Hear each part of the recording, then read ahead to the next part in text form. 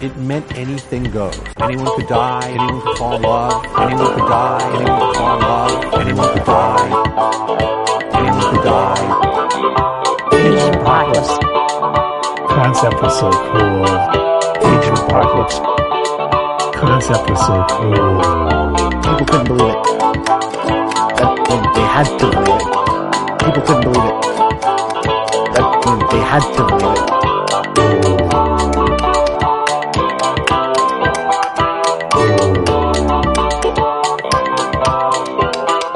Everything that you hit on the known level. Out the window. Everything that you hit on the known level. Out the window. Everything that you hit on the known level. Out the window.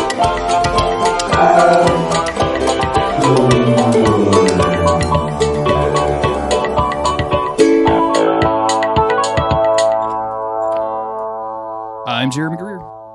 And I'm Gary Butterfield. And this is Days of Future Cast, the podcast where we are all about the Age of Apocalypse. We're going through issue by issue, trying to get our hands and arms around this incredibly 90s series. Gary, how are you today?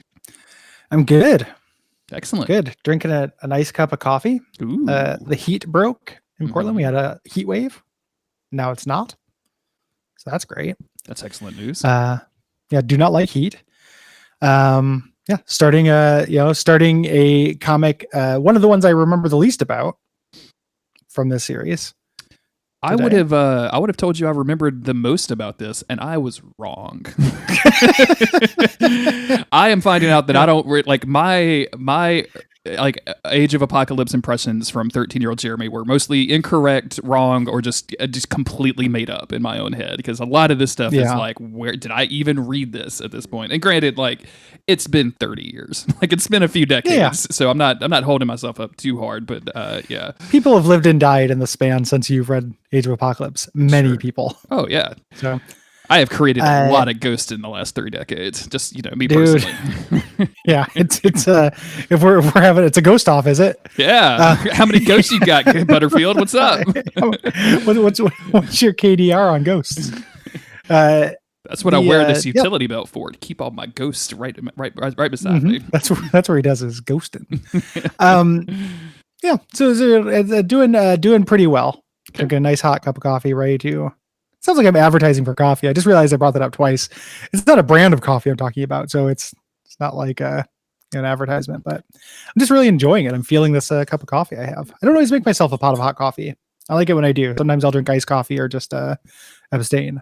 It's a little treat. I have a little espresso machine that I use, and I'm up to about 2 of those every day, which is probably bad for me, like because they're the little pods that I use are super strong, like they'll get you crunk. But I just that's just what I do, and I was going through the website because I was like, I need a new flavor. I want a new flavor of coffee, and they have a strength rating, and the one that I do is usually like a 10, and I thought that was the max, which is why I had started drinking them to begin with. Sure. But then they had like some 13s, and I was like, well, the scale goes to 100. The flavor, like you're saying, you're drinking green tea. and the flavor didn't sound appealing. It was like bold yet merciful, and I'm like, I don't know if I want my coffee to be merciful. What does that mean? But 13, you say, huh? Let me get some of those. Let me see what you got. So look forward to me, like we'll record one of these in the morning one day, and I will just be jacked up beyond belief. Fuck yeah. I love it. I wish I felt caffeine. I've never felt hyper. I haven't felt hyper since I was in high school. I love, I was doing that with tea for a little while. Like I had ongoing stomach saga, which is like the Age of Apocalypse for my gut flora. Yes. And I would switch to tea for a little while thinking that would take care of it, but all the gentle teas did not have enough caffeine. So I went out and I was like, which tea has the most caffeine in it? I found one that's called Power Breakfast, which is a really funny name for a tea. Okay, we often talk about like the worst or best superpower on here, but if your power was just breakfast, like and you were omega level colon breakfast in there, you know what I'm saying? Power: breakfast.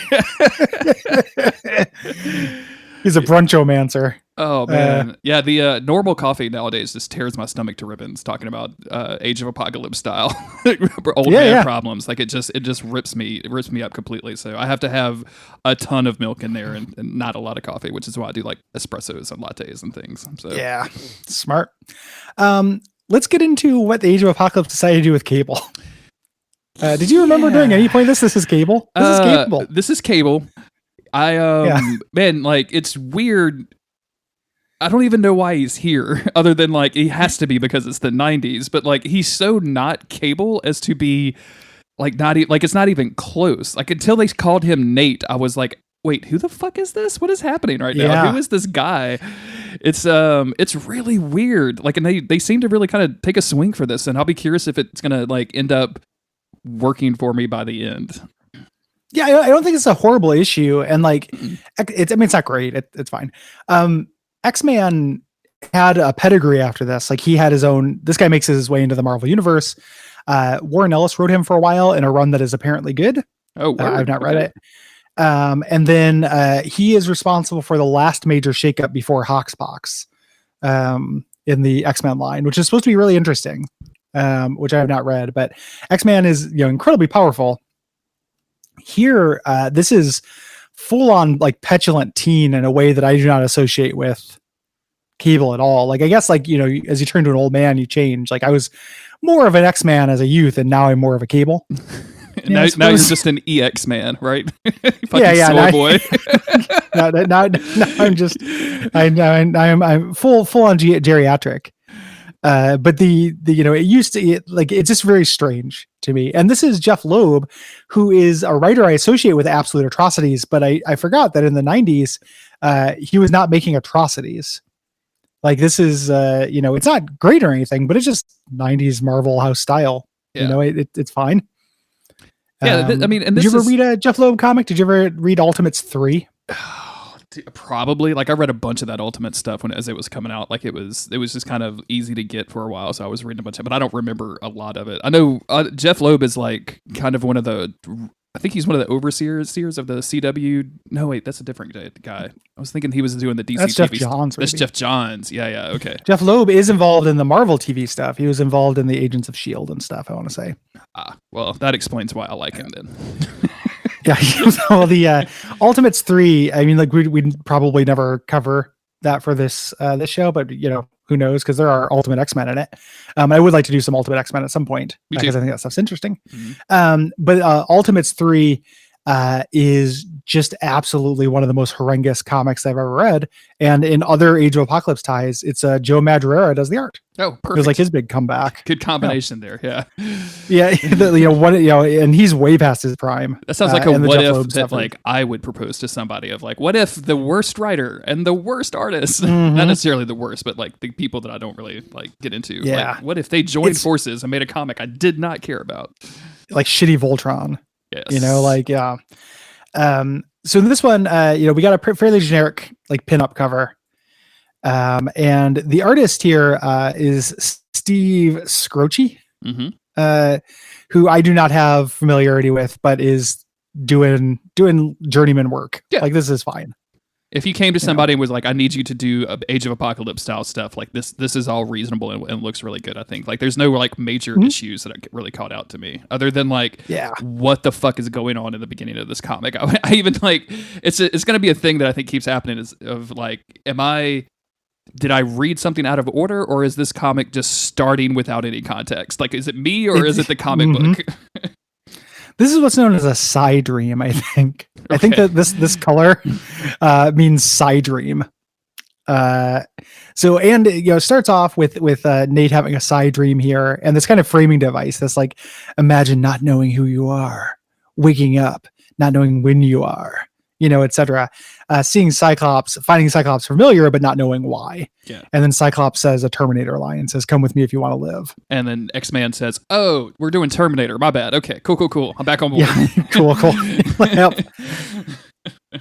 And we get kind of right into it as like, Cyclops is basically asking this dude, who we don't really know who it is yet, as we mentioned before, to like come with him. We don't have much time, and then he does a big explodey thing and says, "I got to get the fuck out of here." And then he basically psi teleports or just leaves the psi dream and is out of there. He's gone. Yep. He's now in a side dream of looking at Westchester Mansion. Yes. And we're getting this prose about, imagine doing a jigsaw puzzle, but you don't know how many pieces there are. And then you find a new piece. I don't think that's not that scary. Yeah. I feel like that's happened to just everybody that's done a puzzle before. Like that's literally, that's how puzzles work, dog. Yeah. Jigsaw puzzles kind of suck. Like the capacity for fear and kind of awe in the world of jigsaw puzzles. Like that's not why Jigsaw called himself that. So he sees Westchester. He sees it's a school, and he goes into the ghost Westchester. I really this elevation of the Xavier Mansion or / school being, it's I sense the power of this place. Like it's a fucking building. Like it's a room. Yeah. There's sheetrock and wood in there. Like there's a danger room which is later going to come to life, but that's years down the line. You don't have to worry about that at all right now. Yeah, right now there's just the kitchen room and the living room instead of the danger room, so it's not that scary. Yes. And he sees Bishop and Magneto arguing with one another about Magneto kind of hiding the quote unquote truth from his team as he's been sending them out on missions. And basically Magneto saying like, I don't even know if what you're saying is true. Like, I don't know that. Like, it could be anything. I'm trying to get information to confirm that. And this is all interrupted when our good buddy Forge pulls Nate out of the side dream or what have you. In the side dream, how much does Bishop look like Apocalypse? Dude, I thought this was Apocalypse. Thank God they have him. Like, it's the fist, I think, is what does it. Like, he has an Apocalypse fist, but not the rest of him. Like, and also, like, the weird Matrix, like, braid that he has, like, the technology braid, I guess is what you would call that. The spine shaft. Yeah, Cyberpunk's going to give me, like, +5 to street cred for wearing the technology braid. So. I'm just going to straight up make Bishop, Age of Apocalypse Bishop in that game. Just go around telling everybody how wrong everything is. That is the only thing that I've the only thing I've heard that's been tempting me to play that game is maybe I could make Bishop. Yeah. I mean, we can't, let's not get too digressive. Like, that game's going to be great. Those guys make good games. Oh, yeah. I mean, I just, like, I don't like The Witcher. Like, I've not gotten through The Witcher 3. Let me rephrase that. Like, I always forget about that. We'll have to hash that out at some point. I'm looking forward to that, because I'm sure you're way into people explaining to you why you should like things. It's time for me to get my revenge on the world. Let's just people doing it to me. We just wait for the next live show to come around and be like, why doesn't Jeremy like The Witcher 3? 3.5 hour panel. Yeah, panel. I think it's going to be the Duckfest 3, Jeremy's little problem. So we got Forge here, and it's hard to describe what Forge is. He looks like a real villain to me in this. Yeah, he's got like gold filigreed claw hands now that only have 3 fingers and a thumb instead of the usual 4. Yeah. If you lost your hand and could design your own hand, you definitely get rid of one of those fingers. You think so? I would definitely go more fingers. I don't know why he did it. It's so fucking weird. I want to be closer to the Ninja Turtles. I fought a monster in a video game the other day, and it was a spider that had hands at the end of each leg, and I was like, why did they not evolve like that? That's brilliant. It'd be pretty cool. Oh yeah, dude. So he's wearing like a cloak. Like, he kind of looks like a member of the clergy. And he's got like this weird half helmet deathlock kind of thing happening on his face, because everybody has to have like a technology accessory in the Age of Apocalypse, I guess. And he's basically warning Nate of like, hey, you're not really here. I'm not really here. I've warned you about pushing yourself. Like, this is dangerous. You need to get back. And they leave as Magneto kind of sees them out of the corner of their eye, out of his eye, but he's not actually there. So. Yeah, the psychic presence even makes them manifest in the real world. Yes. So they wake up. It's Age of Apocalypse. We're introduced to kind of our team here, which is Forge and some miscellaneous people who are actors now. Yes. And previously, in the last episode, I thought a character named Newt was Toad. That actually wasn't Toad. We get a real Toad here. who instead of being a toady is a English scholar and has gotten really, really horribly burned many times over. Once again, And is if Xavier is not in the world, Toad becomes a Shakespearean actor. and approximately doubles his teeth. Yeah. I mean, doubles. That looks like a treble situation to me, my friend. Like, he's got the three teeth sitch. Yeah. Sauron's with him. So Carl Lycos, the scientist, if Xavier's not around, he still does experiments, but he's a good guy. But there's no Xavier. It's also like a different Sauron, right? Like, because it's spelled differently. It's Sor instead of Sar, right? Like, I just assumed that in this world he decided to call himself a different name. I don't just like, imagine if I changed my name. No, I go by Jeremy Greer now. It's got 3 E's instead of 2, and you'd be like, what the fuck? Well, you see, Xavier died, so yeah. I had to had to mix it up. He's got a mastermind Yes. there who can't talk in this version, has some scars on his head, like he's had his ability to talk possibly taken away from him. And then Brute, who might be Sunder. Okay. In real life, I don't know who this is supposed to be, but he's just a big, strong guy. Okay. And so they've woken Nate up from his side dreams, and Nate is like, "Oh man, you should have definitely been there. Like, this was so cool." And they're like, "Yeah, dude, we know you blew up our hiding spot." And like the camera pans out, and it's just a bunch of shredded and down trees around him. And Nate is impressed with himself. He's like, "This is fucking cool, man. I want to do this some more." Yeah. You don't understand. If we had been in one of those trees, we would have died, you fucking idiot. Like, I am frustrated by Forge. Like, so Nate's clear. Like, how old would you say X-Man is in this? I mean, it's hard to, like, because when you see him, you're like, oh, that dude's like a comic book mid-20s. But he acts like he has just been born. He acts like he acts like he's 12. He acts like he went back in time and has forgotten everything about himself, is what it really seems like. And maybe that's a reveal later. He's such a baby in this. Like, and I get he was made in like the breeding pens or whatever, but like, he's just such a baby. And like, Forge is like, I've warned you about this. It's very dangerous for reasons I can't tell you. And I just really like, I always get a little bit irritated in stories that would be solved if someone would just communicate clearly. Yeah. And if Forge is like, hey, when you do this, it causes explosions that might hurt your friends. Also, Apocalypse can see it. Yeah. Like, that seems like a real basic idea. Yeah. Instead, he's constantly saying like, stop training. Like, mysterious things will happen, but I'll tell you later. And it keeps happening. There's no later. Like, Forge's like catchphrase in this is like, we'll talk about this later. And they never do it. And they never do, not in this issue, which is really frustrating. Yeah. So they walk off, and it's time for them to have a performance of Midsummer's Night Dream.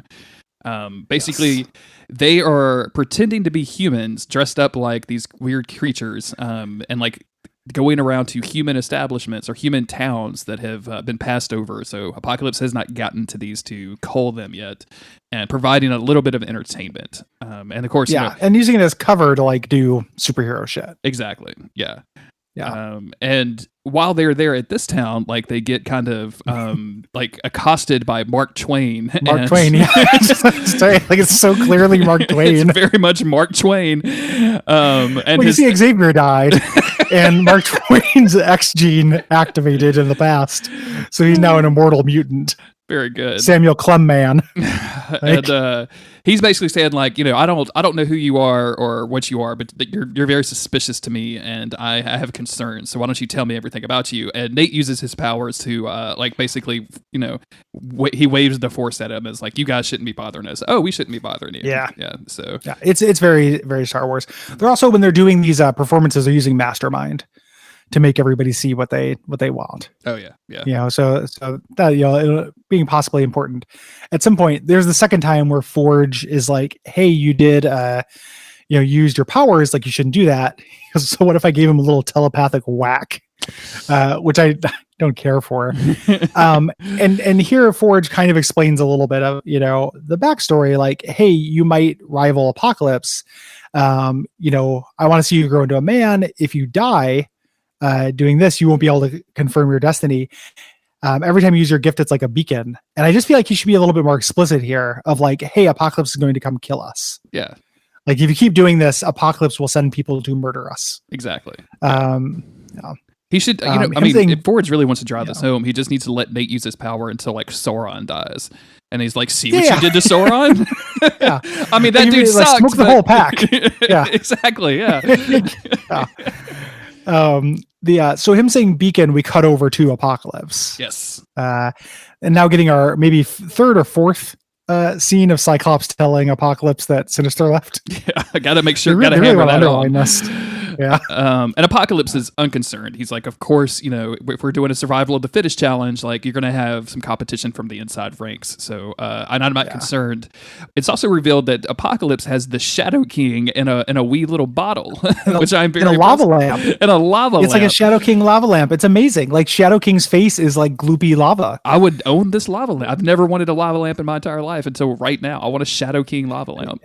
The Shadow King lava lamp's really cool. Like it talks to you, it speaks in riddles. Mm-hmm. It detects psychics that might be a threat to your power. Like it seems very useful to me.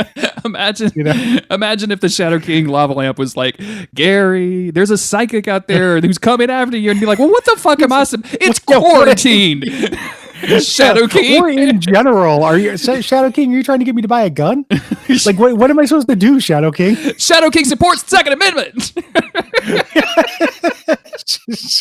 Shadow King, Shadow King, the Second Amendment to there. Do you really need to wear that mask when you go outside? They're taking your freedom, Gary. Don't tread on me, Charles. Like, I went to Magneto there, but it's still fun. Like, well, I won't try near your lava lamp. You're made of fucking glass, dude.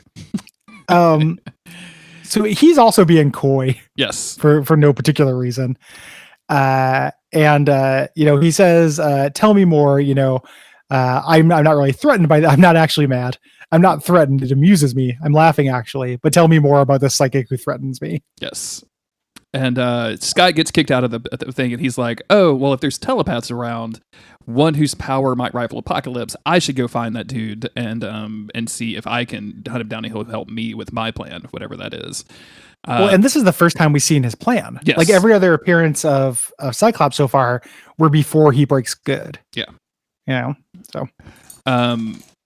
After Cyclops leaves, Apocalypse calls on his buddy Domino to go hunt down this telepath and kill him. Basically, Domino has maybe the worst design costume. Like I really like Domino's costume just in general, like in the normal timeline, and this is just a red outfit with some sharp points. Yeah.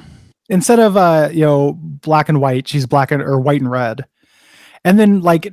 I defy you to understand what weapon she's holding. One of them is a ship's anchor, I think, in her left hand. Okay. Yeah, sure. The other one is like a spear. It's like a part of a spear, like a spear that you cut off half the handle. It kind of looks like she just fucked up Ornstein's spear. Like, right? Like she gave the guy, she gave broke the it in giant half. blacksmith like a half of Ornstein's soul. And the giant blacksmith was like, ooh, I can do this. And they made a shitty spear out of it. Me help anytime. Or if you, it looks like she's holding two halves of a weapon, kind of. Yeah, I actually thought that maybe they were like connected around her back.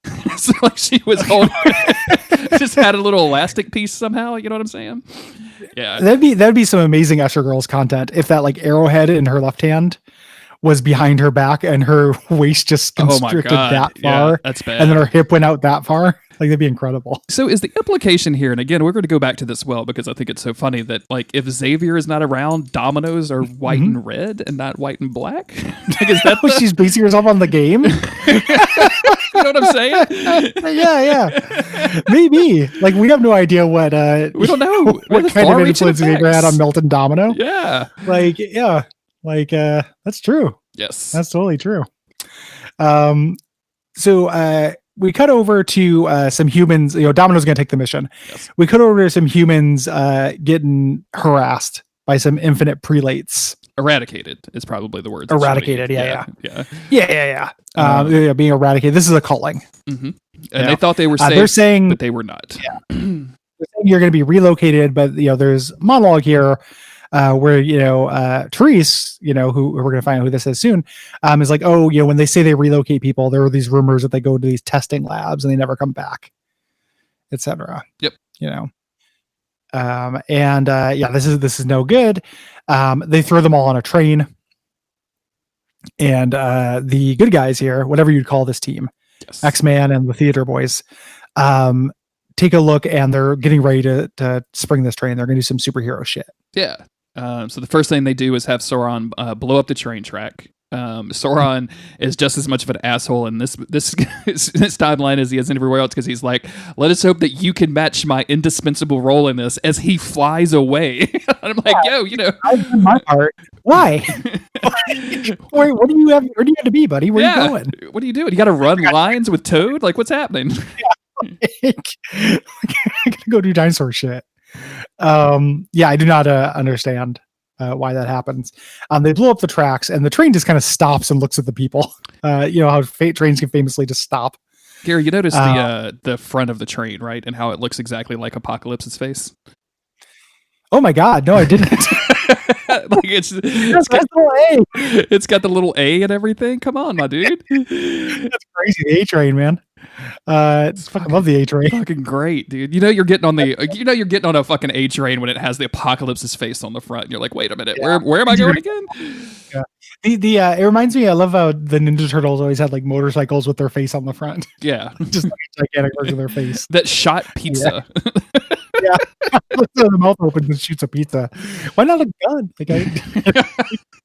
We just had some extra pizza. We didn't want to eat it. Wait, what? I know 2 things about you. That's one of them. Well, technically, you know 3 things about each turtle, and then now this is one new addition of information. Extra turtle facts. So the train stops on a dime. They say like, we're going to be relieving you of your passengers. Somebody comes out and is like, you're going to die. Like, this train is Apocalypse's property. Like, and Brute beats the crap out of him. And I kind of like this, where Forge is like, hey, don't beat up this man for doing his job. Yeah. And it's like, wait, I'm always pretty sympathetic to that idea. Like, not that like, the Nazis take over and I just kill a bunch of people, but the idea, I always think about when we had that Pope who was in the Hitler Youth. Mm-hmm. When he was like 6, and everyone was just like, oh, I can't believe we had a Pope who was in the Hitler Youth. And then there was like, yeah, if I was 6 years old, I would have told Hitler, hey, go to hell. Like, no, you wouldn't have. Like, it was the water you're in. And this guy drives trains. Yes. That's his job. Like, I think that there's kind of unusual nuance to this that I kind of like. They're Toad stops. I think Toad stops him from talking, and then Toad starts like getting the people off the bus while Mastermind like shows them soothing illusions and whatnot. I would see what those illusions were, dude. What do you think it could be? Like, I mean, like, what would immediately soothe you as you get off the slave and death train, right? Like, what would be the thing that was like, oh, actually, this is dope. This is good. You only move twice episode of The Simpsons, playing in all their heads.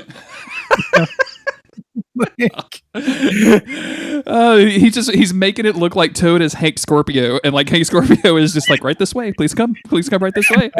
you may get it. But unfortunately the Infinites show up. Yes, which like surely they could have planned for this. They could have stopped the train further out or something, but these are the same guys who rounded up on the train.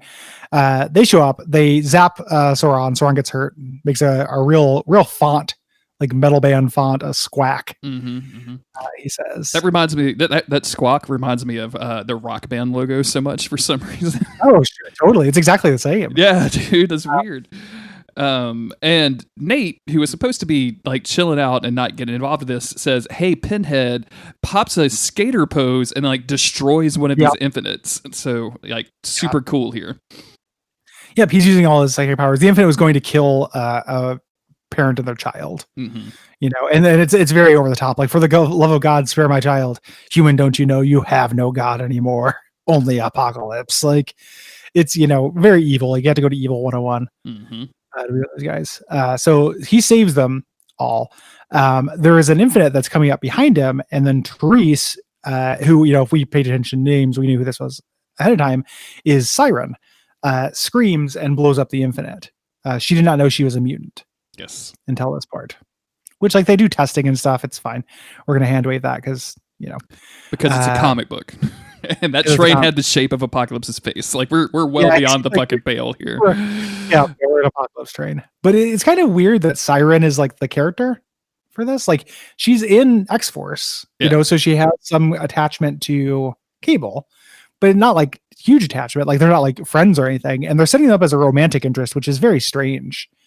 I think this is Sean Cassidy's kid. He's an X-Man. Like I wonder if they're going to pay off with all these like connections, or if this is just going to be like we needed a lady. Yeah. They inexplicably, because at least one of their people can fly, load up in a carriage, like a horse-drawn carriage, and just take off down the road, partner. Like it's so fucking weird, man. Like I think I guess I didn't catch this before, but they're literally like going from like this is almost like a Western that they're traveling town to town. This is the show Carnival, right? Like that's exactly what this is. It's like a weird carnival full of. Say what?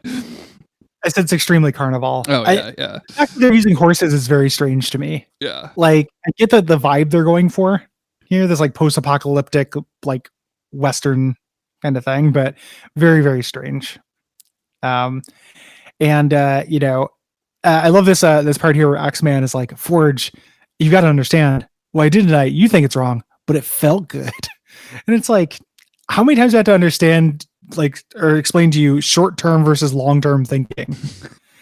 like the X-Man is like a fish in this. He's basically got the kind of cognitive like abilities of a fish. Yes. You know, this is the most like teen character that we have. This is like huge teenage energy.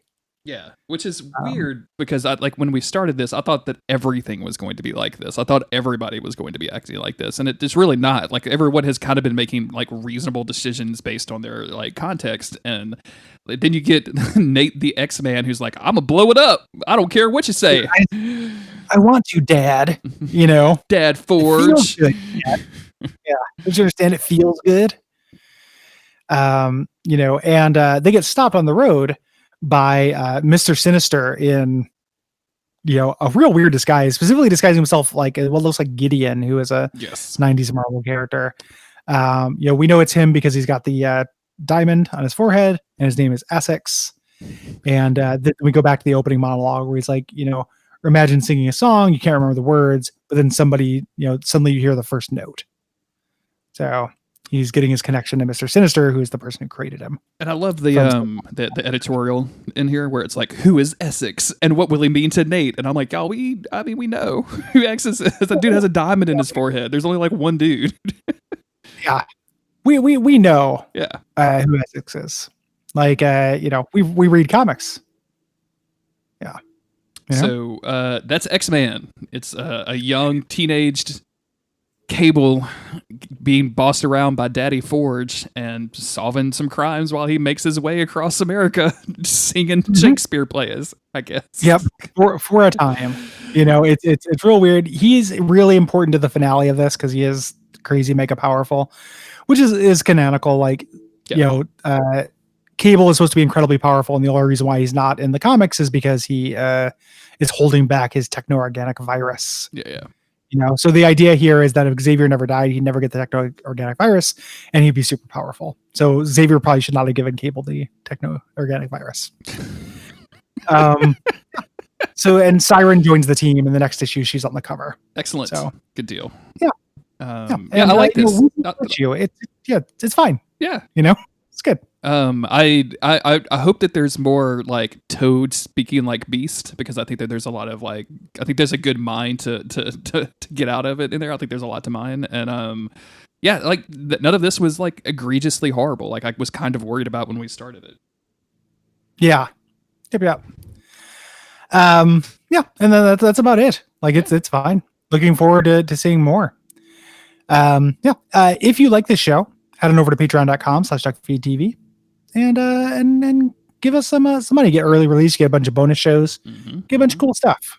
You do. If you can't do that, we understand. Maybe tell your friends about the show or leave a review on iTunes, Apple, any of those various places. If you want to read along with the show, I finally updated the website. If you go to daysoffuturecast.com, there's a link at the top. If you're on your phone, you'll have to hit the little hamburger menu, and there's an AOA reading schedule, and that shows a kind of rough order that we're going to be reading all of this in.